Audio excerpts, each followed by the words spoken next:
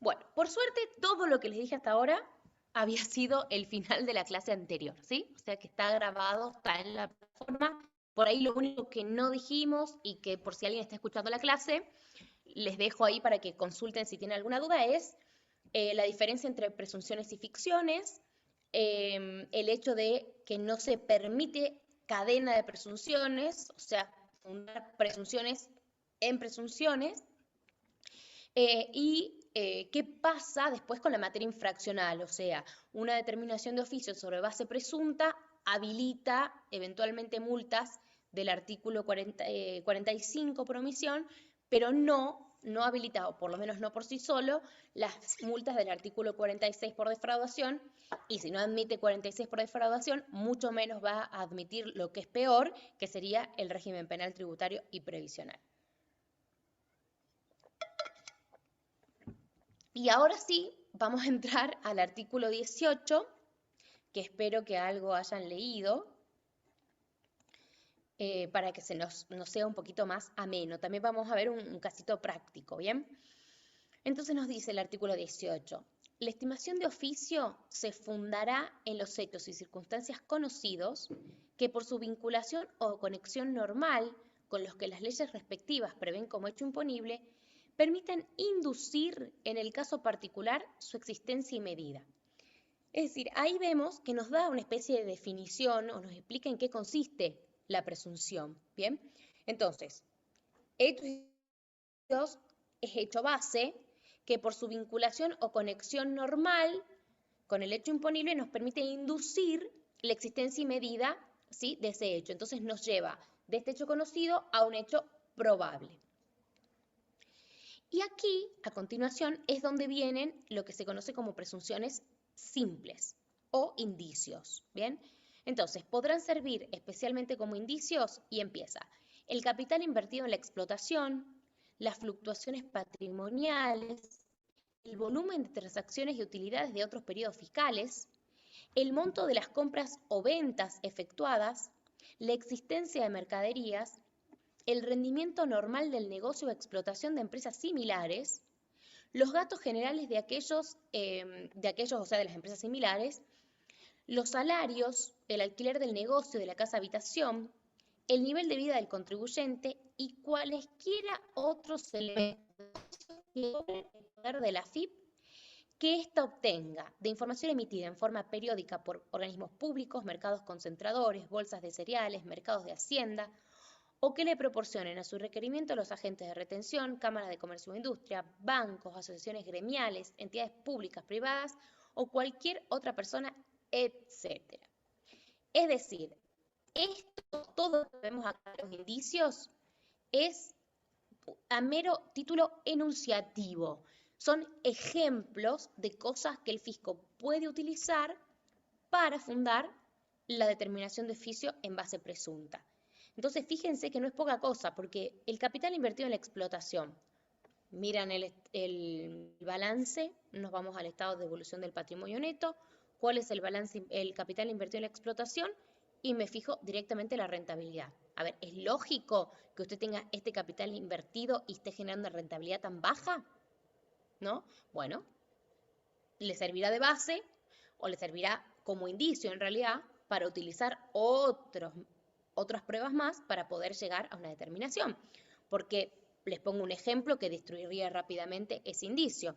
Si hablamos de empresas que requieren por ahí mucha inversión inicial, un plazo largo de desarrollo para recién empezar a producir ganancias, es lógico que no estén ganando en esa primera etapa, como ocurre, por ejemplo, con toda la minería. Bien, otra cosa que le llama atención al fisco, fíjense, que cuál fue el volumen de transacciones y utilidades de otros periodos fiscales. O sea, no es muy normal que una empresa un año venda 100.000 pesos, al año siguiente venda 50.000 millones, al siguiente venda la mitad, al tercero y así. ¿Sí? O sea, se supone que hay cierta continuidad. eh, Puede variar, por supuesto, una empresa puede tener ingresos extraordinarios, sin ir más lejos, Zoom, o sea, de repente fue un pum con la pandemia, todo el mundo usó Zoom y después, bueno, capaz que empieza a bajar la rentabilidad porque de repente hay otras herramientas que se pueden utilizar, ¿sí? Pero entonces, lo que hay que hacer, como ustedes ven, es explicar, invierte la carga probatoria. Esto de las margen bruto también es algo que, ojo, o sea, ventas menos costo de venta, eso es margen bruto, ¿sí? Es el resultado que me arroja el balance contable en el estado de resultados, también es un número que se supone que, o sea, yo el margen que tengo entre mis ventas y mi costo de venta digamos, en expresión proporcional, es un dato que muy mucho no debería variar, ¿bien? Y si se fijan, entre lo que sigue diciendo, es que el fisco también puede usar como indicio ese margen en otras empresas del rubro. Entonces, a ver, usted se dedica, no sé, tiene un restaurante en la calle Balcarce. ¿Por qué su margen bruto difiere tanto del restaurante que usted tiene al lado? Explique, ¿sí? Porque obviamente no sería lo mismo si estamos comparando, por ejemplo, restaurantes de una zona con restaurantes de otra zona completamente diferente, con mucho menos movimiento de gente, ¿no? Entonces, obviamente que tiene que ser algo comparable. Entonces, así vemos cómo dentro de este primer párrafo hay un montón de opciones para el fisco para ir viendo qué se puede utilizar, pero les repito, estos indicios, presunciones simples, presunciones hominis, presunciones del hombre, es todo lo mismo, que están en el primer párrafo, no sirven por sí mismos para directamente hacer una determinación de oficio sobre base presunta, sino que va a necesitar algunos otros elementos probatorios. ¿Bien? Seguimos.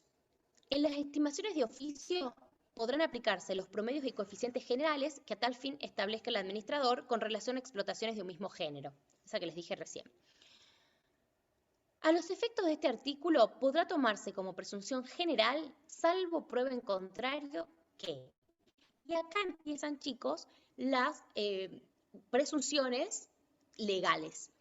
Vamos a ver que ya ahora nos va a decir, el propio legislador nos va a decir cuál es el hecho conocido y cuál es la presunción. Dijimos, la presunción es el efecto del hecho base, al que llegamos a través de la inducción por este mecanismo lógico de lo que suele ocurrir. Entonces, en las legales, vos encontrás este hecho base y lo probás, podés llegar a esta presunción. ¿Bien? A. Las ganancias netas de personas de existencia visible equivalen por lo menos 3 veces el alquiler que paguen por la locación de inmuebles destinados a casa-habitación en el respectivo periodo fiscal. Por lo tanto, primera cosa, esa es una presunción exclusivamente para el impuesto a las ganancias. Bien, porque nos está diciendo que las ganancias netas equivalen a tanto. Entonces, 3 veces el alquiler que pagan por la locación de inmuebles destinados a casa-habitación. Ojo con eso, ¿no? Porque puede ser medio peligrosa. Vamos al B. Cuando los precios de inmuebles que figuren en las escrituras sean notoriamente inferiores a los vigentes en plaza y ello no sea explicado satisfactoriamente por los interesados, por las condiciones de pago, por las características peculiares del inmueble o por otras circunstancias, la AFIP podrá impugnar dichos precios y fijar de oficio un precio razonable de mercado. Y yo acá digo que tire la piedra el que esté libre de pecado, porque yo no sé de ustedes cuántos trabajan, cuántos tendrán algún tipo de experiencia respecto de esto, pero es muy habitual en nuestro país que la gente no escriture por el monto por el cual realmente efectúa la venta de los inmuebles. Y esto no es cosa menor que muchas veces son los propios escribanos los que les dicen que no escrituren por el total porque van a pagar más impuestos, porque van a pagar más honorarios de escrituración, bueno, eso en realidad medio por ahí porque les cobran sobre el total, pero, o sea, asesorados por su propio escribano, ¿sí? Mucha gente cae en esto, y a mí me pasó de ver en gente que lo que hacía era vender, ¿no? Entonces, uno vende y de repente tiene, por ejemplo, vende en dólares y tiene toda esa plata que al declarar la venta, vamos a suponer que la vendió en $1.000.000 y declara la mitad, porque así lo hacen, es tremendo, la otra mitad quedó en negro. O sea, directamente esa plata no la puede utilizar y es tremendo. Y mucha gente lo hace por ignorancia, porque les dice, bueno, pero así se estila, se escritura a un porcentaje. ¿Por qué, digamos? ¿Sí? Entonces hay que tener mucho cuidado con esto y muchas veces pasa también de que hay gente que no tiene problemas para justificar lo que está comprando. O sea, porque muchas veces el problema es para el comprador, sí que de dónde sacó esa plata para justificar la compra. Pero muchas veces en realidad es el vendedor el que no quiere declarar la totalidad porque no. ¿Sí? Porque en definitiva, si bien hoy por hoy la compraventa de inmuebles quedó alcanzada por el impuesto a las ganancias, esto todavía es un mercado medio reducido porque es para aquellos inmuebles que fueron adquiridos a partir del 1 de enero del 2018. Entonces, todos los inmuebles que fueron adquiridos con anterioridad siguen tributando el ITI, que es el impuesto a la transferencia de inmuebles, y que es un impuesto más barato que el impuesto a las ganancias, o puede ser más barato que el impuesto a las ganancias, ¿sí? Entonces, hay hay mucha desinformación en este sentido, y bueno, una buena parte se la llevan los escribanos, que son los que asesoran en esto y que bastante irresponsablemente a mi criterio. Entonces aquí vemos directamente el fisco si encuentra una venta de un inmueble por un precio irrisorio, puede echar mano al artículo 18, inciso B, y, y aplicar la presunción del valor de mercado. Inciso C, y este lo vamos a leer despacito porque es bastante complejo. En realidad es difícil de entenderlo cuando uno lo lee, pero no es tan difícil, lo vamos a ver con un caso práctico. Nos dice entonces el inciso C. A los efectos de cada uno de los impuestos que se indican seguidamente, las diferencias físicas de inventarios de mercaderías comprobadas por la AFIP, luego de su correspondiente valoración, representan. Entonces, fíjense qué es lo que va a marcar el hecho base. Las diferencias físicas de inventarios. Ustedes recuerden que la determinación del costo de venta contablemente es ventas menos costo de venta, ¿sí? No, perdón, venta menos costo de venta nos da el margen bruto. Pero la determinación del costo de venta decimos existencia inicial más compras menos existencia final. Discúlpeme un segundo que lo voy a sacar a mi gato como está enloqueciendo. Vení, Braco.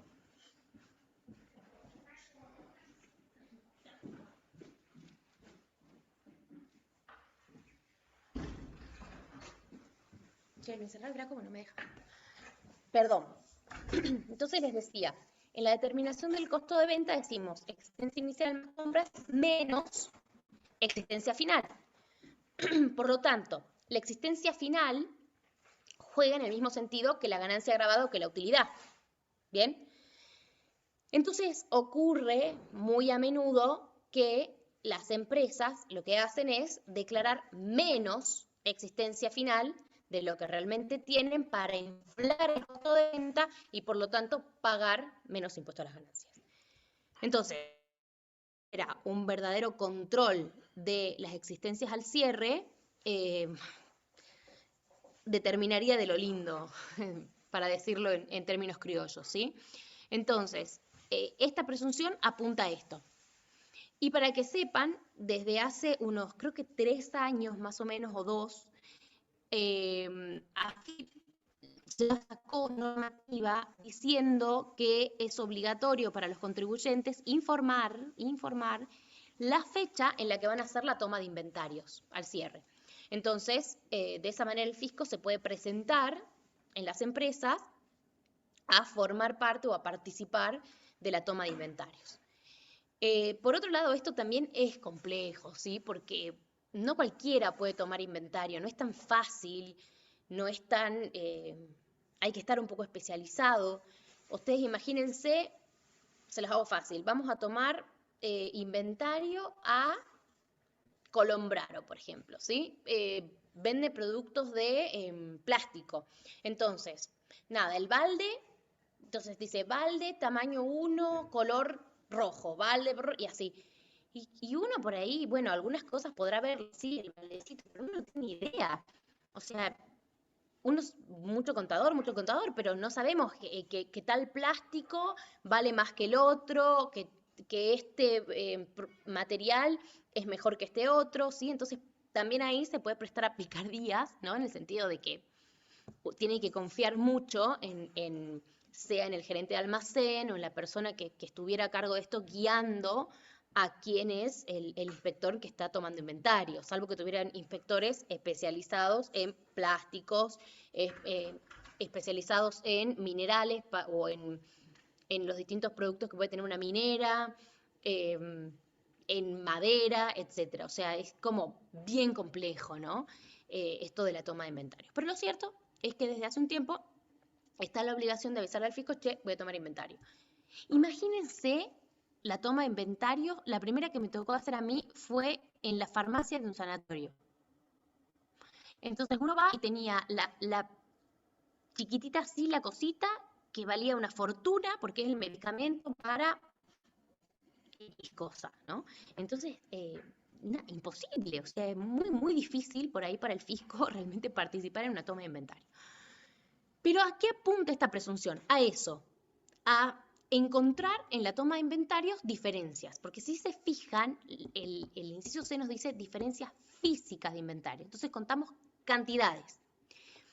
Si el fisco encuentra diferencias físicas de inventario, se dispara esta presunción.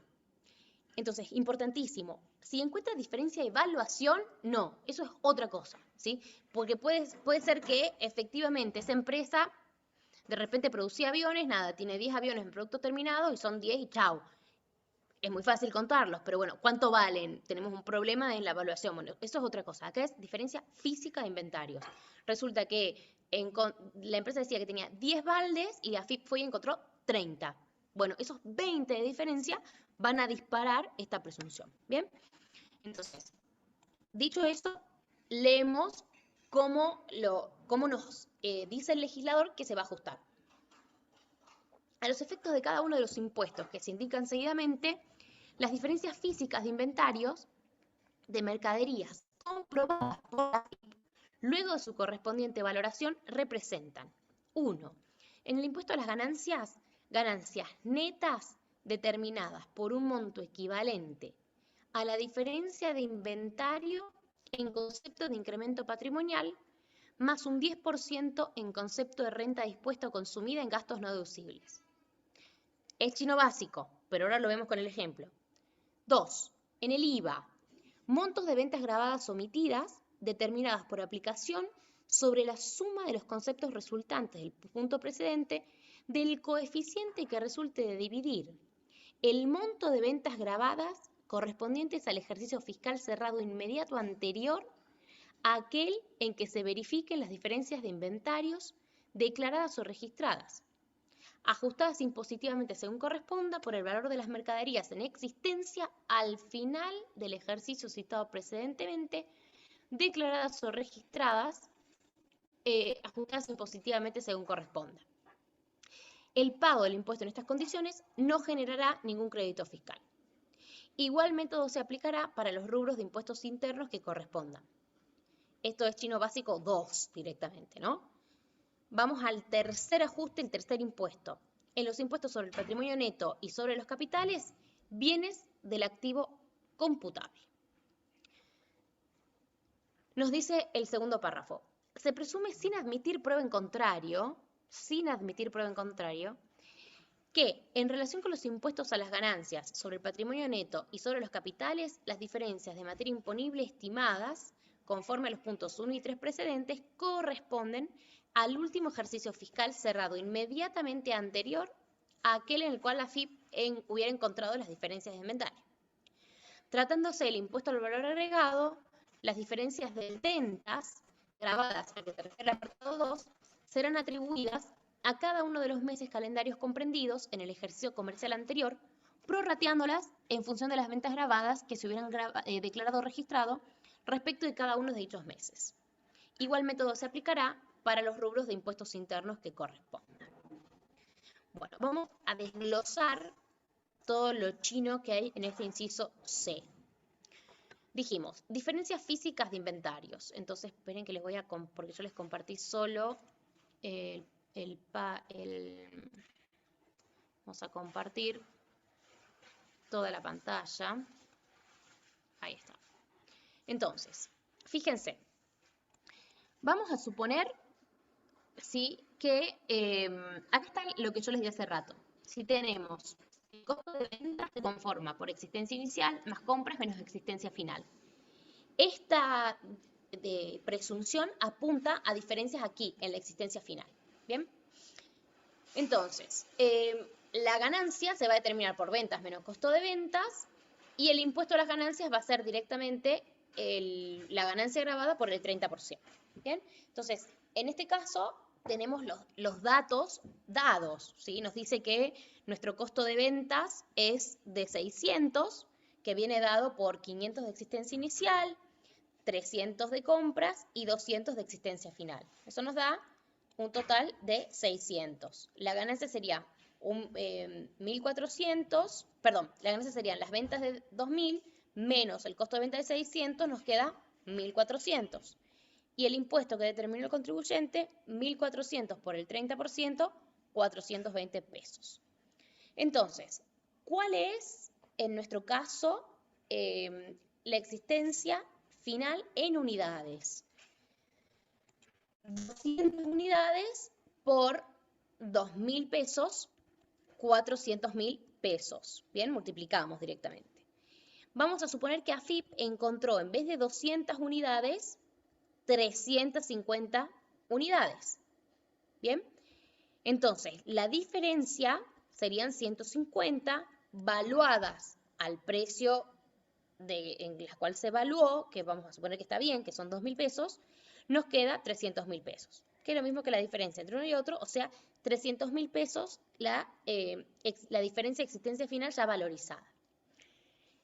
Ahora, ¿cómo funciona la presunción en cada uno de los impuestos? Dijimos, en el impuesto a las ganancias nos dice que la diferencia física de inventario ya valorizada, o sea, las 150 unidades por los 2.000 pesos, que eran 300.000, más va a representar ganancia gravada, pero además se le va a tener que agregar un 10% en concepto de renta gravada o consumida en gastos no deducibles.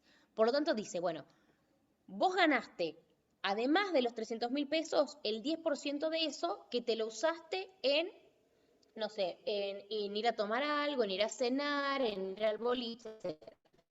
Entonces, eso como no es deducible, yo te lo sumo. ¿Bien? Te lo sumo. Entonces, la ganancia gravada pasa a ser 330.000 pesos. Entonces, la diferencia física de inventario valorizada más un 10% en concepto de renta gravada no consumida, que serían los 30.000, llegamos a los 330. Esa es la diferencia de ganancia, la base.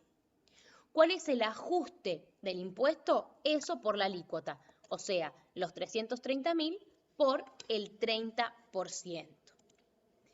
¿Estamos claros hasta ahí o repetimos? Sí, profe, está claro.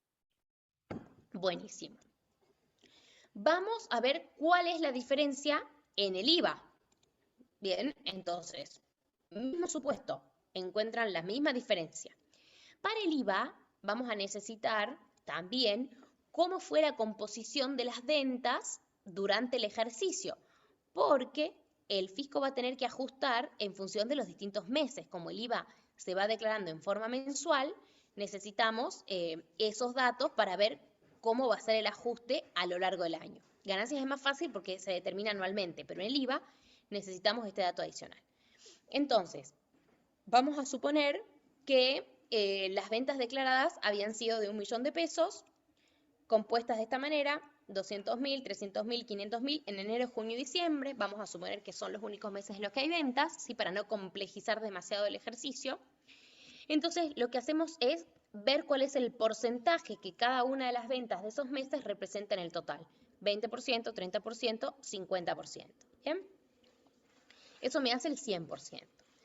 Entonces, para ver cuál es el ajuste en el IVA, nos dice que tenemos que sacar un coeficiente, un ratio entre las ventas declaradas, ¿sí?, que van a ser el numerador, y la existencia final declarada, que serían las 200 unidades que están acá arriba por los 2.000 pesos, 400.000.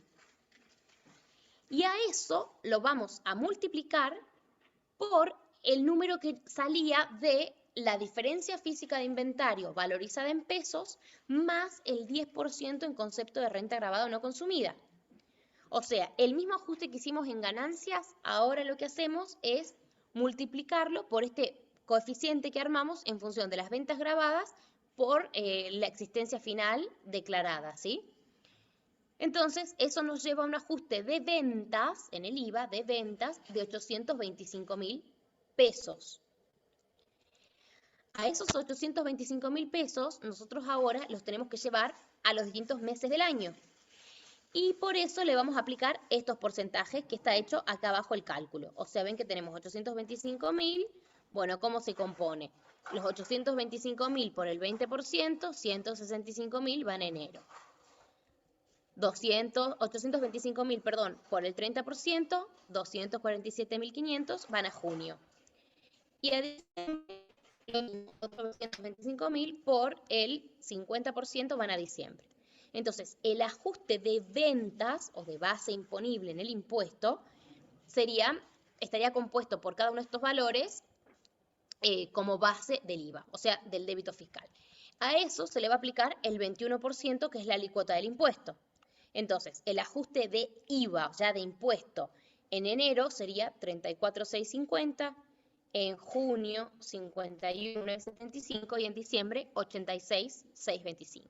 Total del ajuste 173.250, que es lo mismo que hacer el 21% de los 825.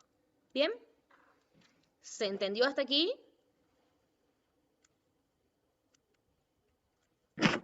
Sí, profe.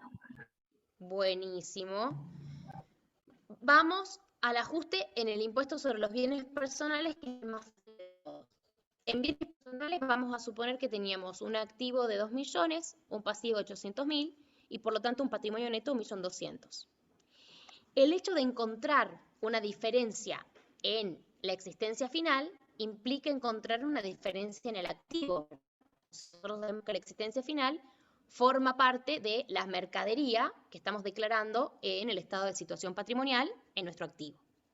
Entonces, esa diferencia de base nos va a aumentar el activo y por lo tanto nos va a aumentar el patrimonio neto, que pasa de 1.200.000 a 1.500.000 por los 300.000 de ajuste de base, que directamente surgen de la diferencia física de inventario valorizada, ¿sí? O sea, de los 150 unidades encontradas a los 2.000 pesos cada una, 300.000. Entonces, esta diferencia de base nos lleva a la diferencia de impuesto. Vamos a suponer que en este ejercicio fiscal, porque al legislador le encanta cambiar la alícuota de bienes personales, era de el 5 por 1.000. Entonces, si le aplicamos, el impuesto que había determinado el contribuyente fueron 6.000 pesos, y ahora con el ajuste tendría que haber declarado 7.500.000, por lo tanto el ajuste en bienes personales es 1.500.000. ¿Se entendió? Sí. Buenísimo. Este ejercicio, chicos, yo se los dejé subido, está como fácil para entenderlo. Lo tienen en la plataforma, lo tienen en Excel para ver los cálculos. Pero también les subí un conjunto de ejercicios del material de Ernesto Celdeiro, que está buenísimo. Yo con ese estudié cuando estaba en la facultad y armábamos los ejercicios prácticos de presunciones. La verdad que muy divertido. Se los escaneé, se los subí, o sea que ya lo tienen, pero por cualquier cosa, si alguien quiere, también el librito que tiene esto, el nuevo es este, procedimiento fiscal, acá también tienen, ¿sí? Es más flequito, creo que está también en la biblioteca de la Facu, pero bueno, lo tienen digitalizado, el que tienen digitalizado es más viejo, pero me parece que son exactamente los mismos ejercicios, ¿sí? Entonces van a tener de diferencia física de inventario, más complejo, o sea, prorratea las ventas por todo el año, etc. En el IVA, por ahí para los que ya conocen un poco más el funcionamiento del impuesto, trabajan, en la presunción van a ver que la redacción también es más compleja porque nos dice que toda esta proporción que hacemos también la tenemos que aplicar a lo que serían ventas exentas y grabadas, ¿no? Entonces, vamos a hacer una empresa, por ejemplo, bueno, no sería el caso de un sanatorio porque no presta, no tiene diferencia física de inventarios porque es servicios, ¿no? Pero, por ejemplo, un supermercado que vende productos grabados y productos exentos, leche, por ejemplo, exento, en el momento que estuvo exento, la yerba, etcétera, ahora con todo el lío del COVID. Entonces, le encuentran diferencias físicas, como hubieron ventas grabadas y exentas, toda esta proporción y este lío que hacemos, hay que también llevarlo a la proporción grabada de ventas, ¿no? Entonces, decimos, bueno, diferencia física de inventario en definitiva es para todo, grabadas y exentas. Después le aplicamos el porcentaje grabado y recién vamos a hacer la determinación. Es ya muy finito, ¿no? O sea, obviamente que algo así les voy a tomar en el final para ver si estuvieron atentos en la clase de hoy. Bueno, seguimos entonces con las presunciones del artículo 18. El C' no los vamos a leer, se los voy a dejar. Básicamente es igual que el anterior, pero se refiere específicamente a las diferencias que se encuentren a través de imagen satelital, y esto es aplicado para todo lo que es campo.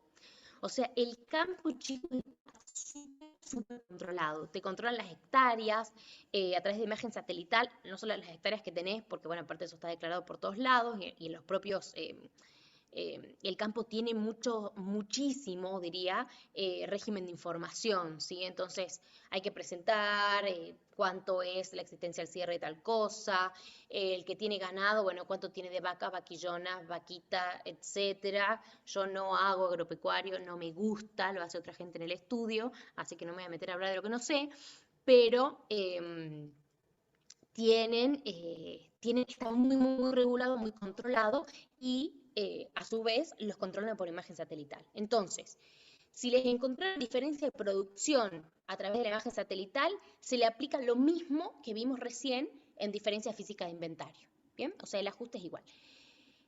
Otra cosa importante que por ahí lo leí, pero no quiero dejarlo pasar, es que en el IVA, si ustedes veían cuál era el ajuste que hicimos, directamente nos fuimos al débito fiscal y ajustamos la declaración. Bien, pero no hay crédito fiscal. ¿Por qué? Porque la propia presunción, la propia ley, perdón, dice que los ajustes que provengan de esto no generan crédito fiscal. Entonces, directamente son ingresos, ventas, se aplica el porcentaje del impuesto y listo. Vamos al inciso D, que es el que se conoce como punto fijo. Nos dice, el resultado de promediar el total de ventas, de prestaciones de servicios o de cualquier otra operación controlada por la FIP en no menos de 10 días continuos o alternados, fraccionados en 2 periodos de 5 días cada uno, con un intervalo entre ellos que no podrá ser inferior a 7 días en un mismo mes, multiplicando por el total de días hábiles comerciales, representan las ventas, prestaciones de servicios u operaciones presuntas del contribuyente o responsable bajo control durante ese mes. O sea, básicamente, ¿qué se hace en el punto fijo? Y por eso se conoce así como punto fijo.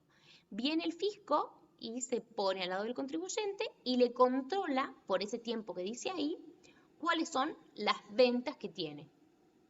Entonces, al hacer este control en no menos de 10 días, que te dice, puede ser corridos o pueden ser alternados dejando pasar tantos días.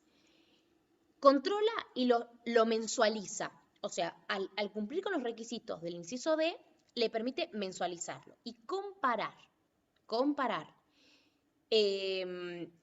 esa mensualización a la que llega el fisco, ese número al que llega, con lo declarado por el contribuyente. ¿Bien? Entonces, en definitiva, el ajuste va a venir de eso, de la diferencia que haya entre lo que el fisco puede proyectar a partir de los controles que hizo, porque fíjense que dice controlada por la FIP, ¿sí? De los controles efectivos que hizo, lo lleva al resto del mes. Ahora, segundo párrafo. Si el mencionado control se efectuara en no menos de 4 meses continuos o alternados de un mismo ejercicio comercial, el promedio de ventas, prestaciones de servicios o operaciones se considerará suficientemente representativo y podrá también aplicarse a los demás meses no controlados del mismo periodo, a condición de que se haya tenido debidamente en cuenta la estacionalidad de la actividad o ramo de que se trate. De manera tal que, cuidado, porque si hacen esto del punto fijo en no menos de 4 meses, respetando la estacionalidad del rubro, entonces lo que puede hacer el fisco es llevar ese análisis para el mes al año directamente y ver si surgen diferencias. Ojo con esto de la estacionalidad, porque obviamente que no, imagínense que haga el control, no sé, en una heladería en los meses de verano nada más, o sea, está claro que no se puede. O que haga el control en actividades vinculadas al turismo en las épocas fuertes del turismo, no. O sea, tiene que hacerlo respetando la estacionalidad y variando, ¿sí? Para que realmente pueda ser representativo y poder aplicarse la presunción. La diferencia de ventas, prestaciones de servicios u operaciones existentes entre las de ese periodo y lo declarado o registrado ajustado positivamente se considerará. Entonces, en definitiva, ahora nos está diciendo cuál va a ser la presunción, cuál es el efecto de haber encontrado estos hechos bases que prueban. Ganancia neta en el impuesto a las ganancias, o sea, directamente la diferencia, fíjense, la diferencia, ¿sí?, que encuentra en función del punto fijo, la aplica directamente como ganancia neta. O sea, acá ya no tenemos más el 10% en concepto, no, directamente es ganancia neta. 2. Ventas, prestaciones, operaciones grabadas o exentas en el impuesto al valor agregado en la misma proporción que tengan las que hubieran sido declaradas o registradas en cada uno de los meses del ejercicio comercial anterior. O sea, hacemos lo mismo que hicimos en el casito práctico que vimos. Nos fijamos cuáles fueron las ventas declaradas en cada uno de los meses. A su vez hay que ver qué porcentaje representaban las grabadas y qué porcentaje representaban las ventas exentas y se le aplica a esta diferencia que se encontró y se lleva al ajuste correspondiente. ¿Bien? Al igual que en el punto de diferencias físicas de inventario, nos dice que el mismo método que se aplica para el IVA se aplica para los impuestos internos, ¿bien? Entonces, cuando una empresa es contribuyente de impuestos internos, que son pocas, o sea, no son muchos los contribuyentes de impuestos internos, se le va a aplicar el mismo método que se aplicó para el IVA, ¿bien? Inciso F, y este muy común, incrementos patrimoniales no justificados. Entonces nos dice, los incrementos patrimoniales no justificados representan. Antes de ver qué representan, ¿qué son incrementos patrimoniales no justificados? Y bueno, por ejemplo, que a un contribuyente le encuentren un inmueble que no había declarado. Por ejemplo, que le encuentren una máquina que no había declarado. Por ejemplo, que le encuentren una cuenta offshore que no había declarado. ¿Bien? O sea, cualquier bien que le encuentren a ese contribuyente puede ser un incremento patrimonial no justificado. Cualquier cosa que tendría que estar en su activo y no está, básicamente, ¿sí? Para hacerlo sencillo. Entonces, cuando el fisco detecta este activo que no está declarado por el contribuyente, ¿cuál es el efecto? ¿Cuál es la presunción? En el impuesto a las ganancias son ganancias netas determinadas por un monto equivalente a los incrementos patrimoniales no justificados, más un 10% en concepto de renta dispuesta o consumida en gastos no deducibles. O sea, me encontró una cuenta offshore de $100.000 en las Bahamas. Perfecto. Eso, el impuesto a las ganancias sería los $100.000 más un 10%, ¿sí? O sea, $110.000 por el 0,30% va a ser el impuesto terminado llevado a pesos, por supuesto, para el impuesto a las ganancias. En el IVA son montos de ventas omitidas por la suma de los conceptos resultantes en el punto precedente, o sea, los $100.000 más el 10% en concepto de renta variable consumida, todo eso son ventas omitidas. Entonces, a todo eso se le va a aplicar el 21% y nos va a dar el ajuste en el IVA. Nuevamente nos dice que el pago del impuesto en estas condiciones no genera ningún tipo de crédito fiscal. 3. El método establecido en el punto 2 se aplicará a los rubros de impuestos internos que correspondan. O sea, nos tenemos que ir al punto 2, montos de ventas grabadas, el total más el 10%, todo eso pasa a ser ajuste de activo para la aplicación del impuesto sobre los bienes personales. ¿Bien? ¿Estamos claros hasta aquí?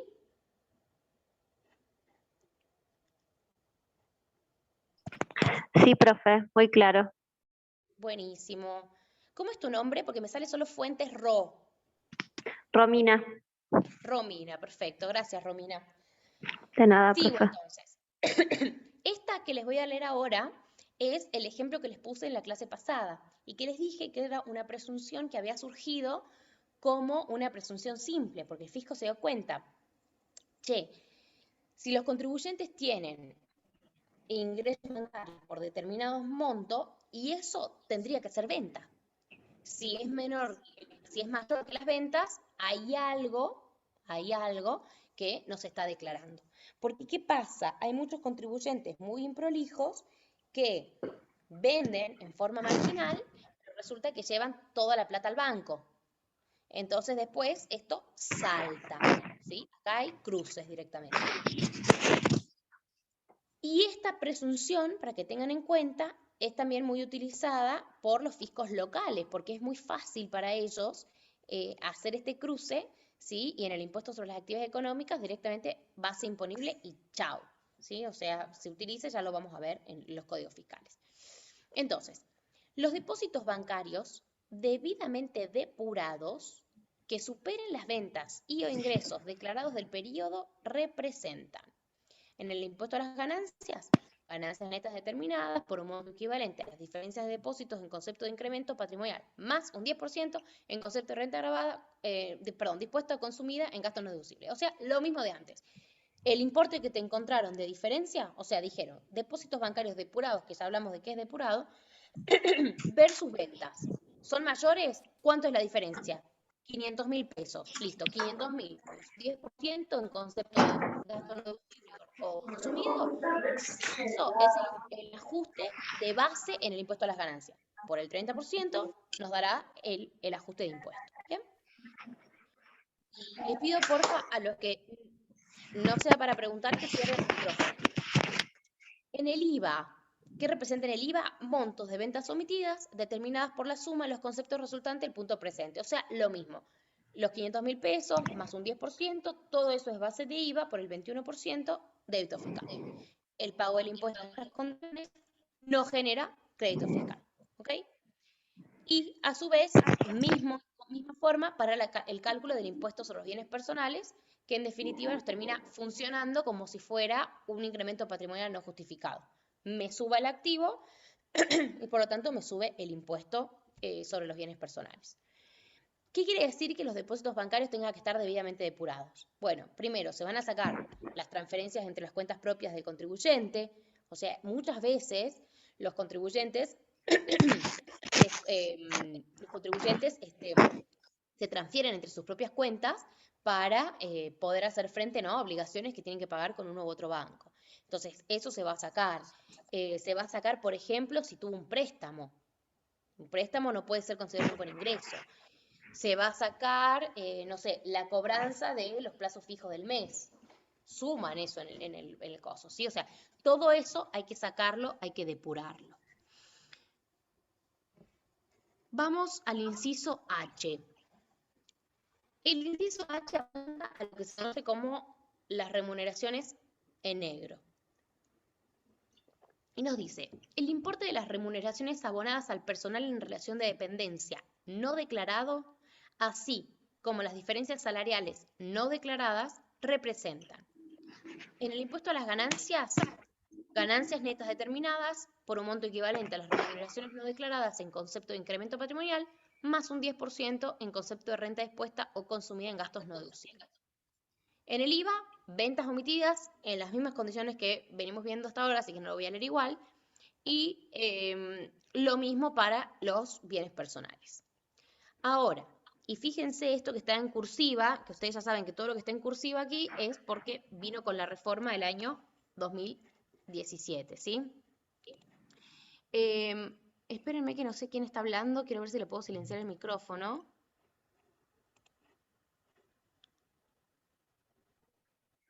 No sé. Les decía que esto que está en cursiva son las cosas que trajo la reforma que tiene vigencia a partir de enero del 2018. Nos dice que el ajuste este de remuneraciones al personal no declarado no procederá a aplicar esta presunción en este inciso de las remuneraciones o diferencias salariales abonadas al personal en relación de dependencia no declarado que resulte registrado como consecuencia de adhesión a regímenes legales de regularización de empleo. ¿Esto por qué? Porque de esa forma se prometía un blanqueo laboral. Ustedes saben muy bien que tenemos un enorme problema en este país con la regularización del empleo, ¿sí? Con la precariedad con la que trabajan muchísimos trabajadores en relación de dependencia, que directamente los empleadores no los tienen registrados. Entonces, venimos prometiendo hace mucho tiempo que venga un blanqueo laboral. Entonces, este blanqueo laboral lo que haría es básicamente tratar de regularizar a estos trabajadores sin por ahí pagar todos los aportes para atrás, o sea, con algún tipo de beneficio.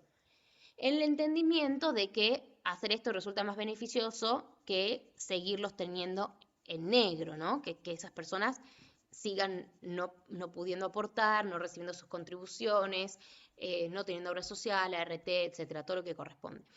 Entonces, esta presunción lo que nos dice es, ojo, porque si el fisco te encuentra personal en negro, entonces las remuneraciones que vos le pagaste a ese personal en negro, por lo menos son ventas omitidas, ¿sí? ¿De dónde sacaste la plata para pagarle a ese personal en negro? Bueno, listo, ventas omitidas más un 10% de concepto de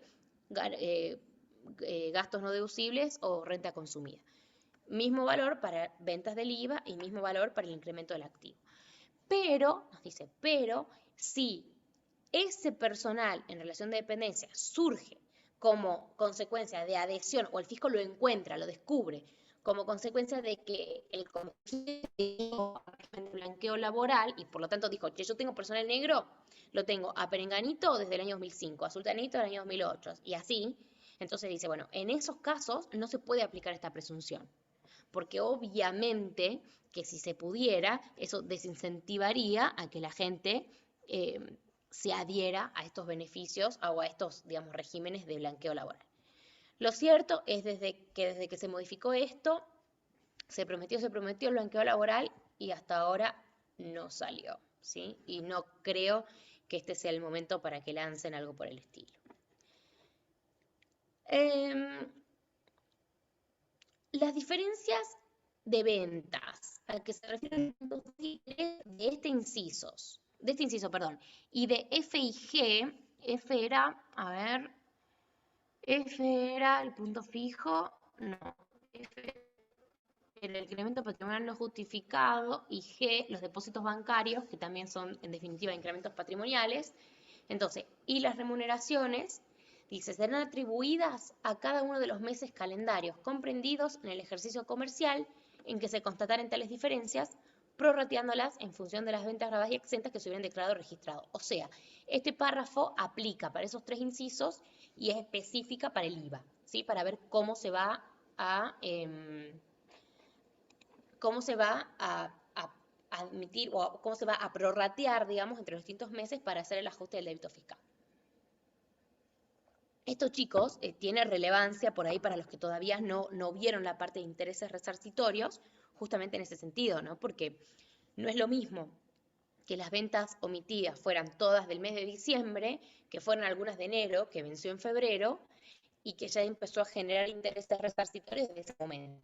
Por eso es que cobra relevancia el tema de cómo se va a distribuir las ventas grabadas y exentas a lo largo del ejercicio. Llegamos, digamos, al final de lo que sería la enumeración que hace el artículo respecto de las distintas presunciones que hay. Y ahora nos va a hablar, en términos generales, vinculadas a todas, ¿sí? Las presunciones establecidas en los distintos incisos del párrafo precedente no podrán aplicarse conjuntamente para un mismo gravamen y por un mismo periodo fiscal. Es decir, si el fisco decide ir, por ejemplo, por diferencia física de inventario, bueno, no me puede aplicar también el incremento patrimonial no justificado, que en definitiva una diferencia física de inventario, como activo que es, sería, ¿sí?, también un incremento patrimonial no justificado. Por lo tanto, si elige una, va por esa y no me puede aplicar la misma presunción para el mismo gravamen y el mismo periodo fiscal. ¿Bien? También la FIP podrá efectuar la determinación calculando las ventas o servicios realizados por el contribuyente o las utilidades en función de cualquier índice que pueda obtener. Cualquier índice que pueda obtener. O sea, fíjense que de vuelta le abre el paraguas, en definitiva, para lo que serían las presunciones simples, ¿sí? Tales como el consumo de gas o la energía eléctrica, adquisición de materias primas y envases, pago de salarios, montos de servicios de transporte utilizados, el valor total del activo propio o ajeno o de alguna parte del mismo. Este detalle es meramente enunciativo y su empleo podrá realizarse individualmente o utilizando diversos índices de forma combinada y aplicarse ya sea proyectando datos del mismo contribuyente de ejercicios anteriores o de terceros que desarrollen una actividad similar de forma de obtener los montos de ventas, servicios o utilidades proporcionales a los índices en cuestión. En definitiva, dice, el fisco está habilitado para armar cualquier índice que quiera, básicamente. Obviamente que acá tenemos que tener los sentidos bien puestos en el sentido de que cualquier índice que quiera, en tanto y en cuanto sea razonable, ¿sí? Porque dijimos, acuérdense la frasecita que les leí de lo que dice Catalina al respecto. Ojo, porque con las presunciones lo que tratamos de buscar es la verdadera capacidad contributiva del contribuyente, no es que queremos cobrarle lo que sea, no es que queremos sacudir el chanchito y que salga lo que salga, no, yo tengo que encontrar cuál es la verdadera capacidad contributiva y en función de eso, grabarlo, ¿sí? Entonces, cualquier índice, sí, en tanto sea razonable, ¿sí? En tanto sea razonable. Y por otro lado nos dice que la carencia de contabilidad o de comprobantes fehacientes de las operaciones hará nacer la presunción de que la determinación de los gravámenes efectuadas por la FIP en base a los índices señalados u otros que contengan o que sean técnicamente aceptables es legal y correcta, sin perjuicio del contribuyente o responsable a probar lo contrario. Esta probanza deberá fundarse en comprobantes fehacientes y concretos, careciendo de virtualidad toda apreciación o fundamentación de carácter general o basada en hechos generales. La probanza que aporte el contribuyente no hará decaer la determinación de la FIP, sino solamente en la justa medida de prueba cuya carga corre por cuenta del mismo. O sea, el hecho de que el contribuyente no tenga su contabilidad o no tenga los comprobantes fehacientes le da mucha fuerza a la determinación que haga la FIP. ¿Sí? Cosa que ya charlamos un poco en la clase anterior con esto de que, bueno, ¿qué pasa si no guardo los comprobantes? Bueno, nada, cuidado porque eso, el hecho de no tenerlo y que la FIP te vaya a una determinación sobre base presunta, va a hacer nacer la presunción de que lo que la FIP hizo está bien y sos vos, contribuyente, el que tiene que salir a probar y a destruir, en definitiva, la presunción que hizo AFIP. ¿Y con qué lo tenés que hacer? Con comprobantes fehacientes. Entonces, algo tenés que encontrar, porque dice, ojo, no valen, digamos, defensas o cualquier fundamentación o apreciación de carácter general. Por ejemplo, yo no puedo decir, no, pero la baja de ventas en el año 2020, en términos generales para el sector, fue tanto porque hubo COVID. Sí, fantástico, es verdad, hubo COVID, hubo baja de ventas. Sí, pero digamos, esa argumentación en términos generales, si uno no tiene los comprobantes para respaldar de alguna manera, está medio en el horno, digamos. ¿Bien? ¿Está claro hasta aquí? Sí, profe. Bueno, vamos al 18.1. Aquí esto también es un artículo incorporado enteramente por la reforma, nos habla de cuándo el juez administrativo va a poder aplicar, digamos, la determinación de oficio en particular, ¿sí? O sea, ya sabemos que va a poder ir a una determinación de oficio cuando tengamos falta de presentación de declaración jurada, cuando resulte impugnable la presentada, o para extender la responsabilidad solidaria en términos generales. Dijimos, primero, la idea es ir primero por base cierta. Si por base cierta no se logra llegar a la materia imponible, pues recién puede ir el fisco a la base presunta. Dijimos, es subsidiario, siempre viene después de intentar ir por base cierta. ¿Bien? Entonces, además de eso, que son los criterios generales para la determinación de oficio en general y la determinación de oficio sobre base presunta en particular, tenemos este artículo 18 a continuación, que nos dice, el juez administrativo podrá determinar los tributos sobre base presunta cuando se adviertan irregularidades que imposibiliten el conocimiento cierto de las operaciones, y en particular cuando los contribuyentes o responsables a. se opongan u obstaculicen el ejercicio de las facultades de fiscalización por parte de la FIP, no presenten libros y registros de contabilidad, la documentación comprobatoria o no proporcionen informes relativos al cumplimiento de las obligaciones de las normas tributarias. C. Incurran en alguna de las siguientes irregularidades. Omisión del registro de operaciones, ingresos o compras, así como alteración de costos. Registración de compras, gastos o servicios no realizados o no recibidos. Omisión o alteración del registro de existencias en los inventarios o registración de existencias a precios distintos de los del costo. Falta de cumplimiento de las obligaciones sobre valoración de inventarios o de los procedimientos de control de inventarios previstos en las normas tributarias. O sea que ojo, que cualquier tipo de estos, que en definitiva son todos comportamientos de rebeldía fiscal, si se quiere, pueden, digamos, llevar al fisco que directamente encontrado una de estas causales vaya a la determinación de oficio sobre base presunta. Yo acá insisto, ¿no? Ojo, ojo, porque si tienen las herramientas para ir por base cierta, el solo hecho de encontrar una de estas circunstancias que le dice, bueno, en particular podés ir a la base presunta, no lo habilitaría al fisco, ¿no? O sea, necesita primero tener esta carencia de elementos para determinar sobre base cierta. Si no los tiene, pues no puede ir nunca a la base presunta, ¿ok?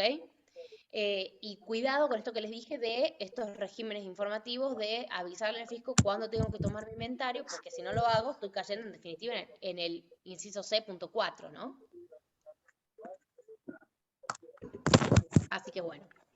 El 18.2 lo voy a dejar para que ustedes lo vean, se refiere a operaciones internacionales, lo mismo que el 18.3. Y bueno, son cuestiones por ahí ya muy específicas y más complejas, no es algo que nosotros nos interese que ustedes conozcan en esta instancia, ¿no? O sea, es algo más para alguien más de posgrado y bueno, una cuestión muy, muy, muy específica, así que para los curiosos que vayan y lo vean de la norma y por supuesto de la bibliografía que tienen a disposición. ¿Hay alguna duda hasta aquí?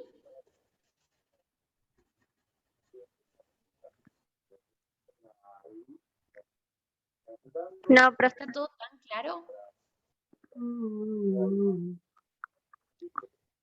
¿Hay alguien que me bosteza? Están, a ver, discúlpame, Balcedo Roja, pero yo te voy a silenciar porque estás charlando y no estamos en la clase, ¿sí?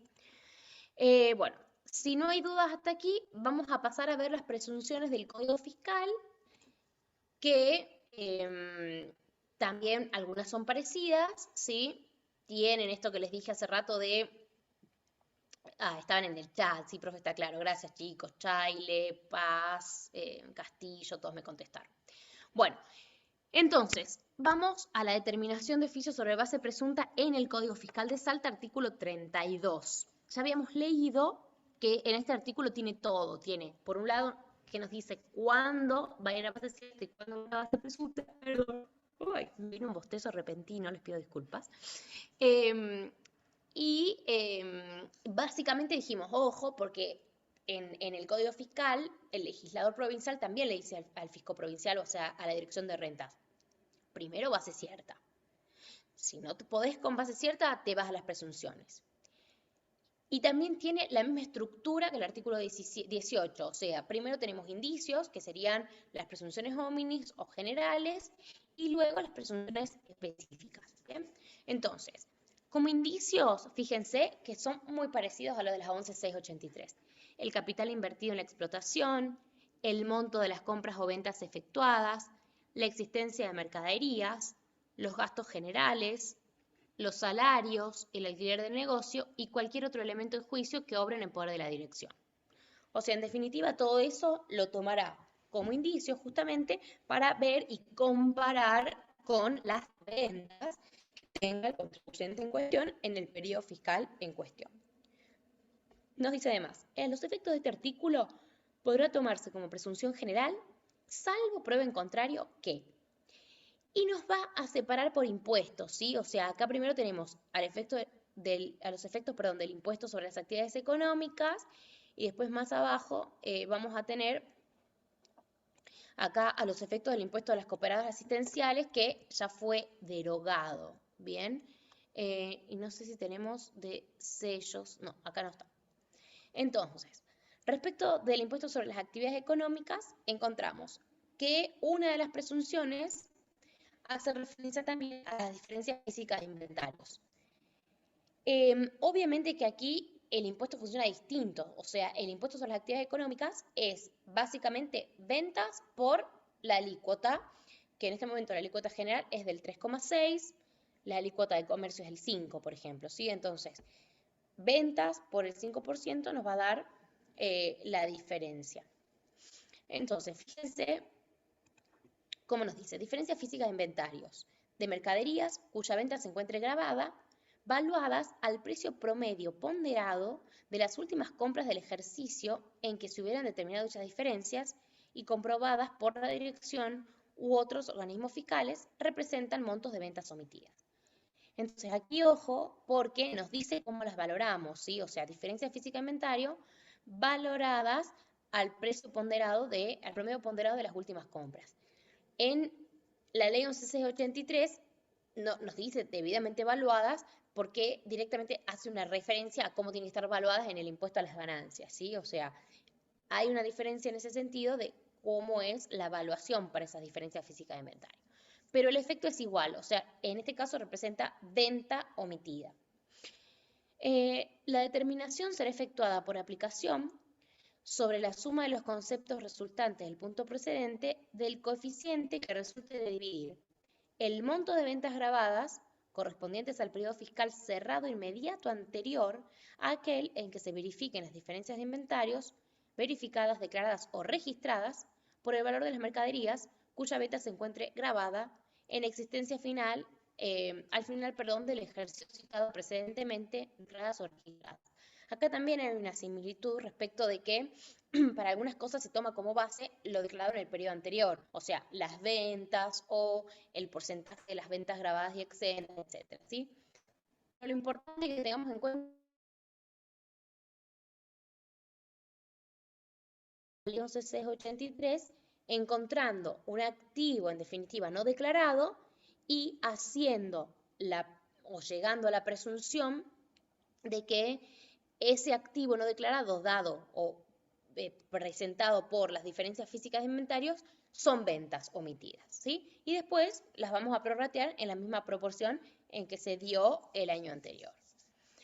Las diferencias de ventas grabadas así determinadas serán atribuidas a cada uno de los meses calendarios comprendidos en el ejercicio fiscal anterior, prorrateándolas en función de las ventas grabadas que se hubieran declarado o registrado respecto de cada uno de dichos meses. ¿Bien? Lo que dijimos recién. Segunda, los depósitos bancarios debidamente depurados que superen las ventas y o ingresos declarados del anticipo representan el impuesto a las actividades económicas montos de ventas omitidas determinadas por la suma de los conceptos resultantes. Aquí sí hay que tener cuidado con algo, porque rentas lo que tiene es un régimen de recaudación, en realidad lo tiene todas las rentas del país, digamos, todas las direcciones de rentas, que es un régimen de recaudación sobre todo lo que sería movimiento bancario en más, o sea, todo lo que ingresa al banco, depósitos, transferencias, cheques, etc. Entonces, si el contribuyente es un contribuyente local, es decir, solamente tributa el impuesto en Salta porque opera en Salta, les voy a poner un ejemplo, no sé, una heladería artesanal que fabrica sus helados en Salta y los vende en Salta. Ese es un contribuyente local. Un contribuyente de convenio sería un contribuyente que opera en más de una jurisdicción. Y puede ser que opere en más de una jurisdicción porque realiza gastos en otras jurisdicciones o porque realiza ingresos o porque realiza las dos cosas. Entonces, vamos a poner el ejemplo, no sé, un estudio contable que presta sus servicios profesionales en Salta, en Jujuy y en Tucumán. Entonces, ese estudio contable va a tener que distribuir sus ventas entre las 3 jurisdicciones para pagar un poquito de impuesto a cada una. Mientras que la heladería directamente tributa en Salta. ¿Bien? Entonces, para ambos casos, que sería se conoce como contribuyente jurisdiccional o contribuyente local y contribuyente de convenio, opera en realidad distintos regímenes de recaudación bancaria. Para el local, por todos los ingresos que tenga en la cuenta bancaria, se le va a retener un porcentaje. ¿Bien? Que si no me equivoco es el 1%. Depende de un montón de cosas, por ejemplo, del riesgo fiscal. Si el contribuyente es un contribuyente con alto riesgo fiscal, se le retiene mucho más que a un contribuyente de buen cumplimiento fiscal. Pero no nos vamos a meter a embrollarlo tanto, sino que sepamos que tenemos este régimen que en definitiva por todos los depósitos, transferencias, ingresos que tenga el banco, retienen. Y el que es de convenio, se le aplica un régimen que se llama CIRCREV, que es igual, retienen, pero la comisión arbitral, que es el organismo que nuclea, digamos, a todas las provincias, reparte. Entonces, en nuestro caso, que era un estudio que trabajaba en 3 provincias, le va a dar un poquito de las recaudaciones bancarias a Tucumán, un poquito a Jujuy, un poquito a Salta, y en general está dado por cómo viene tributando en los meses anteriores para evitar que se generen saldos a favor. O sea, el CIRCREV la verdad es que es un mecanismo que está muy bueno y en realidad debería funcionar para todos los regímenes de recaudación que hay, no solamente lo bancario, ¿sí? Porque se generan muchos saldos a favor en las jurisdicciones, porque hay jurisdicciones que retienen o perciben mucho más allá de la capacidad contributiva que el sujeto detenta en su jurisdicción. Pero bueno, eso es cosa aparte. Les decía que hay que tener cuidado con estos regímenes porque Rentas manda la orden al banco de que haga la retención sobre todo lo que entra. Y no todo lo que entra es ingreso grabado para el impuesto sobre las actividades económicas. Entonces, yo di casos de retenciones de recaudación bancaria local para contribuyentes que habían recibido un préstamo. Entonces, un préstamo bancario es justamente eso, es un préstamo, alguien me prestó plata, no es una venta mía, ¿bien? No es un ingreso, no es un servicio. Y sin embargo, lo cual, después cuando van a aplicar esta presunción, por ahí muchas veces miran directamente el importe de las recaudaciones bancarias y van por inferencia para atrás, por regla de 3, a ver cuánto tendrían que haber sido las ventas, cuando muchas veces está mal aplicado el propio régimen, ¿sí? Últimamente están siendo más prolijos, o sea, realmente están haciendo una inteligencia fiscal donde se fijan y tratan de depurar. Entonces sacan, por ejemplo, los sueldos, sacan esto que les digo de los préstamos, sacan los plazos fijos, sacan las transferencias entre cuentas propias. Están siendo un poco más prolijos, pero, repito, hay que tener un poco de cuidado con esto. ¿Qué más tenemos? C. Para los contribuyentes inscriptos en el régimen simplificado de pequeños contribuyentes de la AFIP, o sea, el monotributo, o en el que el futuro lo reemplace, se presume que sus ventas anuales se corresponden con el importe que resulte del promedio del monto máximo de la categoría declarada por el contribuyente en AFIP y el monto inmediato anterior. Este yo no lo voy a aplicar nunca, honestamente, y ahora está perdiendo virtualidad en el sentido de que tenemos el régimen simplificado provincial también, ¿no? Entonces, estamos todos medio presos de este régimen simplificado, el monotributo provincial, Con lo cual, por ahí el impuesto de actividades económicas sobre los monotributistas perdió importancia. Hay que ver si terminan excluyendo a los profesionales, como era la propuesta de la guía, que por ahora no salió nada. Y también nos dice el artículo 32, lo mismo que nos dice la propia ley 11683. Las presunciones establecidas en los incisos del párrafo precedente no podrán aplicarse conjuntamente para un mismo periodo fiscal. Para un mismo periodo fiscal, perdón. El orden de prioridad será establecido. O sea, la dirección definitiva puede elegir cuál es el régimen que quiere aplicar o cuál es la presunción que elige aplicar, pero después no puede aplicar más de una para un mismo periodo fiscal, igual que lo que pasa a nivel nacional. ¿Sí? Respecto a cooperativas asistenciales, es un impuesto que resultó derogado, con lo cual no vamos a ver qué nos dice en este sentido.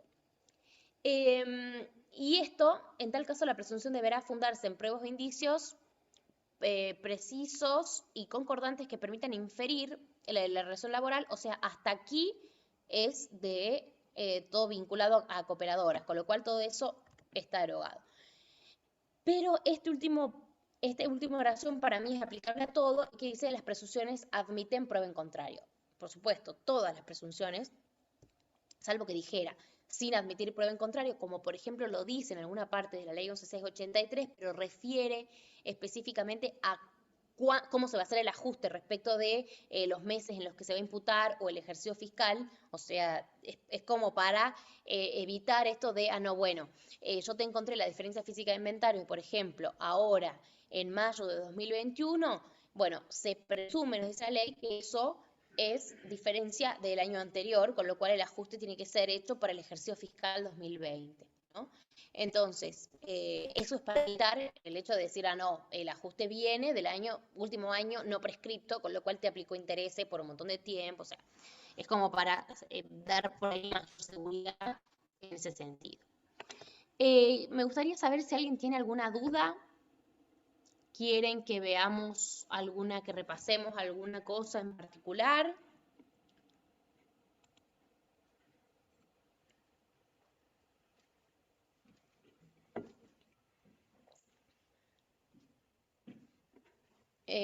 Bueno, tienen esto, les repito, porque por ahí vi que varios entraron medio tarde, sobre el ejercicio práctico de presunciones, que por ahí está bueno verlo para entender cómo funcionan. Yo les hice un ejercicio de diferencias físicas de inventarios, pero también les subí los ejercicios prácticos del doctor Saldeiro y su equipo respecto de las otras presunciones, punto fijo, por ejemplo, para que las vean de ahí y por ahí con números es más fácil de entender lo enmarañada que es un poco la ley, ¿no? Sobre todo si todavía no vieron los impuestos en particular, entonces no conocen muy bien el funcionamiento. Bueno, me parece que no hay dudas. Les repito que estamos a disposición por cualquier cosa en la plataforma. La clase que viene la tienen con el contador Ale, así que también cualquier cosa le pueden preguntar a él. Yo, si no tienen más nada, los despido. Les dejé el material el material que les subí de la clase anterior ya está en la plataforma. Sobre lo de hoy, vieron que prácticamente fuimos solamente viendo y leyendo la ley. Márquenla, resáltenla, anótenla y vean los ejercicios prácticos porque es mucho más fácil de entender con el ejercicio que leyendo solo la norma. Guillermo nos pregunta si las presunciones se clasifican en legales y simples. Las presunciones generales y específicas son legales. Se clasifican en legales y simples, sí. Generales y específicas son legales. Perdóname, Guillermo, no sé si yo estoy muy cansada o qué, pero no entiendo tu pregunta.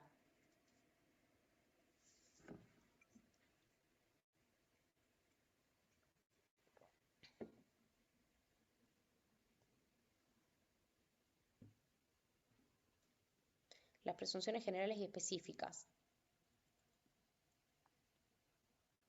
Sí, a ver, me parece que apuntas, son legales o simples. Bien. Sí, yo entiendo que las presunciones generales es lo mismo o serían iguales que las presunciones simples, o que los indicios, que las presunciones homines, etcétera, y las específicas son las presunciones legales. ¿Sí? Sí, presunciones hominis, así escrito está perfecto como la pusiste, hominis son las presunciones del hombre. Son las presunciones, se dice presunciones del hombre, sería lo mismo que presunciones simples o indicios también se les llama, ¿no? Pero por ahí no hay que confundir el tema porque el indicio en sí también es el hecho base. Entonces a mí no me gusta decirle indicios a las simples porque el indicio es como el género, ¿no? Tanto de las simples como de las especiales, de las legales, que es el hecho base del cual partimos generando la cadena para llegar a la conclusión probable que es la presunción en sí. Así que bueno, igual nunca nos ponemos tan finitos para preguntarles eso porque tampoco se presta confusión, ¿no? Con el término en sí. La cosa es que entiendan cómo funciona. ¿Alguna otra pregunta?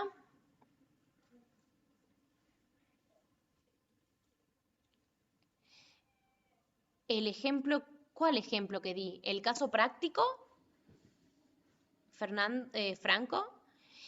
Me parece que es bastante largo el caso práctico por ahí para que todos lo escuchen. Solo que está subido, así como yo se los armé, está subido en Excel, en la plataforma, para que ustedes lo vean. Lo que te pido es que si tenés alguna duda, me escribas por la plataforma, escribime en la parte de foro, de novedades, de consultas, y lo charlamos, cosa de que si hay alguna otra duda, también la sacamos ahí, ¿te parece? Porque por ahí me parece que repetirla para todos de vuelta es medio tedioso y está subidita. Está en Excel, no en PDF, en Excel, cosa que podés ver las fórmulas y todo, por ahí me pareció mejor subírselas en Excel. Nosotros que somos contadores nos gusta ver de dónde vienen los números, ¿no? Así que me parece que está claro, pero me avisan. Este tema está en Celdeiro tal cual como lo dio. Sí, Celdeiro lo explica muy bien. A mí me encanta. Lo que pasa es que no les puedo recomendar el libro de Celdeiro en sí porque está desactualizado, no viene con la reforma. El único que está con reforma es el manualcito este que les mostré, que bueno, por ahí sirve para orientar, tiene gráficos, tiene cosas, pero eh, no por ahí no para estudiar, ¿sí? Así que bueno, cualquier cosita quedo. Mira, bueno, Guillermo nos dice que ahora está la edición 14, así que en buena hora, genial, pero volvemos, es de el explicado y comentado, o sea, no es el libro de Celdeiro, porque Celdeiro no actualizó su libro, él tiene un libro que es excelente, está buenísimo, pero es viejito. Entonces, para estudiar del libro no, para ver el comentado y explicado, sí, muchísimos ejemplos gráficos, yo se los recomiendo para guiarse, la verdad que está bastante bueno.